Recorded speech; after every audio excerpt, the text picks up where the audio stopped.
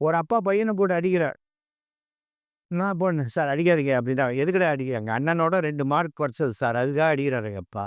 "அப்படியா உங்க அண்ணன் எவ்வளோ மார்க் வாங்கியிருக்கான்?" "2 மார்க்" அப்படிம்பா. அண்ணன் 2 இவன் 0. ஆனா 0 வாங்கினத அவன் எவ்வளோ இன்டெலிஜென்ட்டா சொல்றான் பாருங்க. ஆக்சுவலா அவன் அரசியலுக்கு வந்துருவான். இருந்தா கூட அந்த ஒன் திங் நல்லா ஞாபகம் வச்சுக்கோங்க.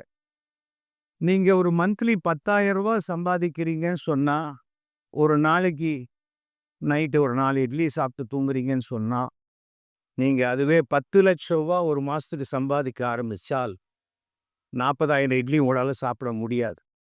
அத நீங்க வாட் இஸ் யுவர் நீட்? அதுதான் முக்கியம். 2 விதமா தான் லைஃப்ல வாழ முடியும். ஒண்ணு நாம என்ன சம்பாதிக்கிறோமோ, அதுக்குள்ள நம்ம வாழ்க்கையை அட்ஜஸ்ட் பண்ணி நடத்துறது.